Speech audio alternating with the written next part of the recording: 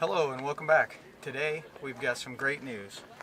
We have been in contact with Torklift and we have made a deal with them to be product evaluators. Today we're going to take a look at this. The Canon extension 24-inch from Torklift. Today we're going to unbox and install this bad boy right here, guys. You're gonna want to stick around. This is gonna be a good one. Hello and welcome back. If it's your first time here, I'm Scott. And I'm Allison. And we're Jarhead and Ginger's Journey. We're full-time RVers. We do destination videos, tips and tricks, and all things RV. If that sounds like something you'd like, go ahead and hit the subscribe button and come along on our journeys. So we received this hitch a few weeks back. We've been busy doing the solar, so we haven't had a chance to actually get to the unboxing and the hooking up of the hitch today. So that's what we're going to do. I can tell you when it got here, it was damaged a little bit on the end. I'm not too worried about the piece being damaged inside. It is a hitch extension after all. But it was damaged on the end a little bit, and if you do decide to get one of these hitch extensions, be careful when you lift it up because it's heavy, but only on one side. You can see, as I said, this is a 24-inch extension, but the box is way bigger than that. I'd say 45 to 48-inch box. All the weight is on one side, so be careful when you're lifting this when you get it. It isn't the weight isn't distributed very well inside the box. But let's get it out, take a look.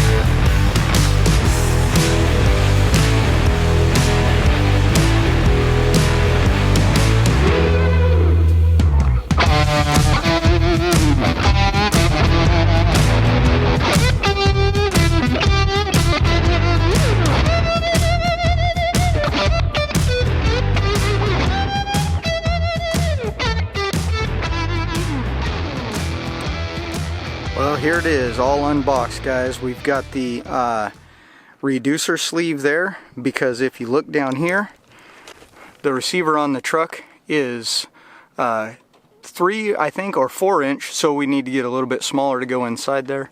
And then we have the extension itself. And then moving along, we have the bag of bolts, nuts and bolts and washers, a couple of turnbuckles, some other bracketing.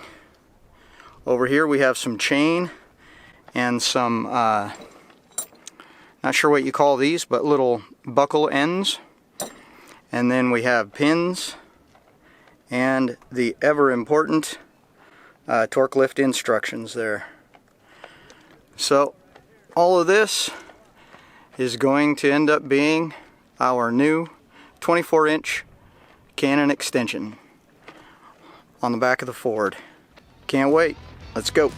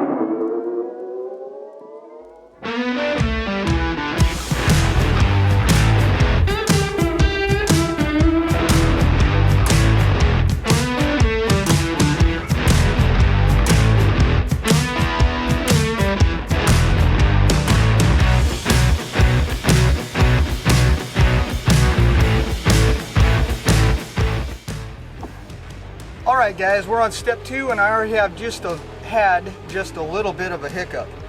The step tells me to bring that long bolt that you just saw down from the top. But when I put those 2 metal brackets in there, there was no way to get it in there the way that it showed on the picture that I could tell. So what we actually had to end up doing is push the brackets back so they weren't over the top of the receiver.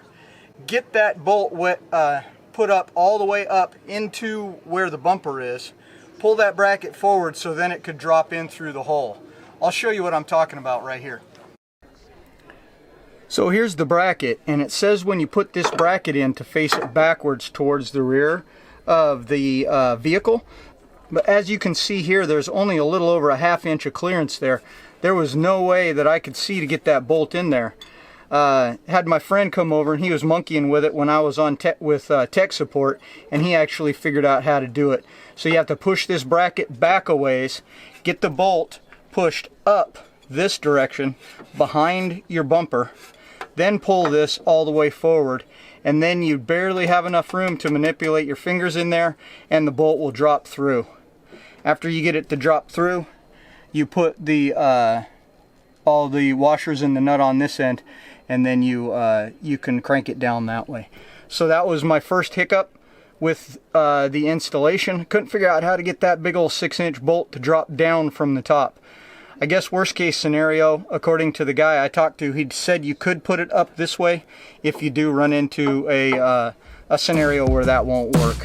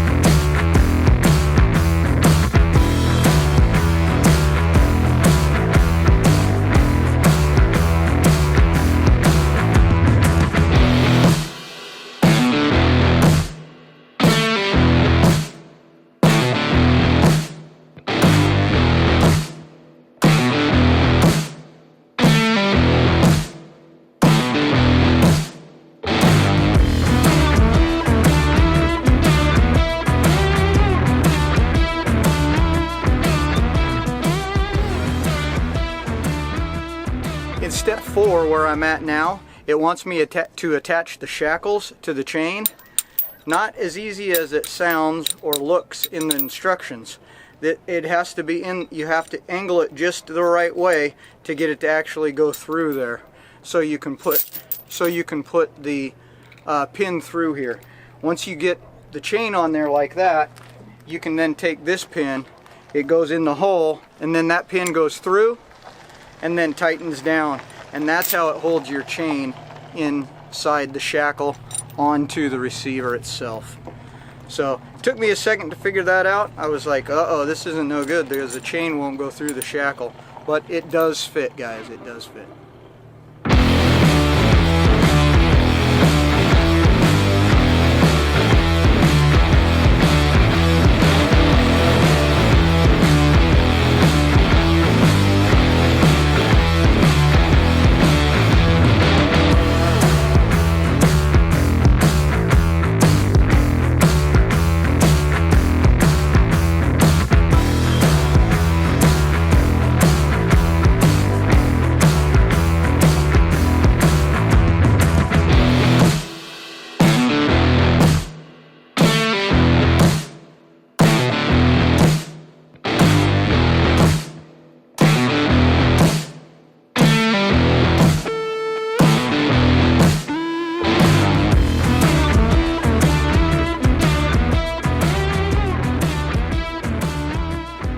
Alright, here's the tools I used for this entire installation, guys. The owner's manual for the E1624. This is actually for all the different models, but the 24 is the length that we got. 7/16, both ratchet and wrench, and also 3/4 ratchet and wrench.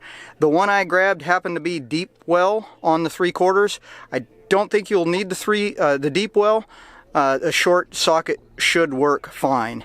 And then there are also a couple of things here that we didn't need.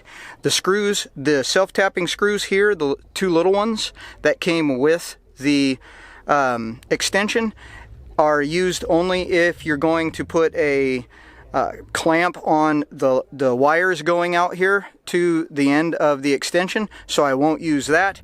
And also, that is the factory reducer that came with the factory hitch on my Ford F450 Super Duty. Never lose hope, don't let go of the promise. It ain't done, life is worth living. Watch some rain down, the God of miracles. Oh, the God of miracles.